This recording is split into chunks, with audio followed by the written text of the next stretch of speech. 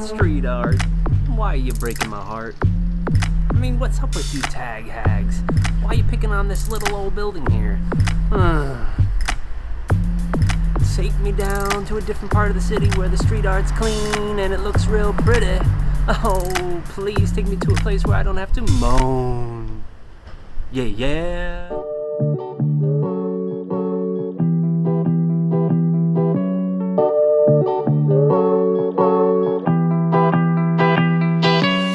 Hey Joe, where are you taking us? Where are we? That's a good question. This is Kiefernstraße. But before we go any further with our Explorer game, let me give you a little background, history. In 1905, these houses were put up to house the workers from the nearby Klockner Steelworks. You see, at that time, this was kind of an industrial wasteland. Not the most attractive place to live, but if you're a steelworker wanting to get to work and not have to commute so long, it was pretty perfect. But that industrial dream ended because in 1975, the Klockner Steelworks was closed, and this entire place was set to be demolished. So by 1977, the owners of these buildings began to terminate all the existing tenancy agreements. And by 1981, they had 100 empty apartments, which social services began to fill with refugees, primarily from Africa. However, that wasn't the only people that moved in because, at that time in the 80s, not easy to find affordable housing here in Düsseldorf. So this place got a little swarmed by squatters. 60 apartments got filled by squatters. The authorities, without surprise, came in and tried to stop it. But with surprise, the squatters teamed up with a local action group and were able to push back the forces of the state. Under one condition: no more squatters allowed, because they wanted to reserve the apartments for refugees.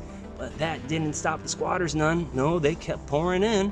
And they made it a bit tense because the authorities came back this time wanting to press criminal charges. However, the local action group yet again teamed up with the residents and the squatters, collected 600 signatures, and were able to stop the mechanism of the state yet again. Incredible. And from that point forward, they lived in harmony, refurbishing and renovating buildings that were basically left for dead. But that's not the end of the story. In 1986, Eva Haula of the notorious Bader Meinhof group was arrested along with 2 residents from Kiefernstraße. And that led to a massive police raid. 800 police officers right here on this little street. Super tense. For the following year, demos, massive raids, complete chaos. It was so crazy that the then Secretary General decided and declared that this place right here that I'm standing was the center of terrorism for the Federal Republic of Germany. Can you believe it? I'm standing in the old center of terrorism here. Yeah, well, things have changed quite a bit since then. Yeah, the state kind of relaxed a bit and they said, okay, there's not much we could do, but in November 2008, you guys are gonna have to go. That's the end of your residency here. And everyone was like, okay, it's 1980s. We're not too worried about 2008 because guess what? The world's gonna end in 2001. Everybody knows that, duh.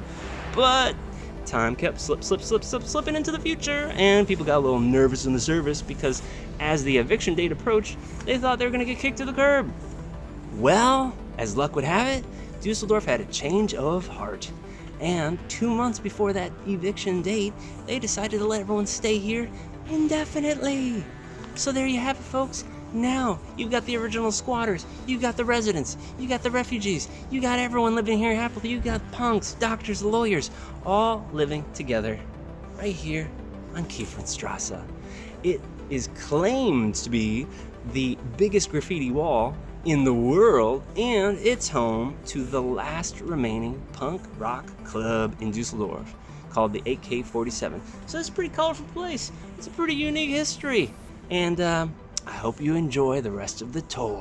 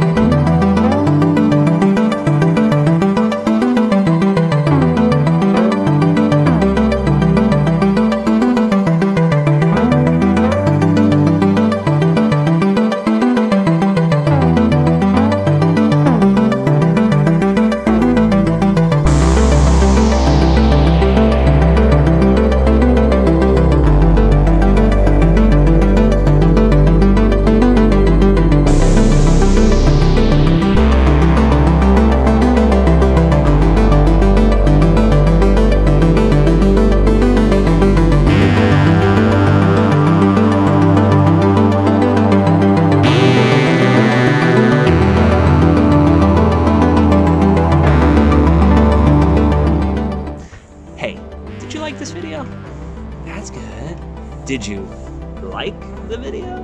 Because you should. And you can also share it and subscribe if you haven't already. And know this, I love you.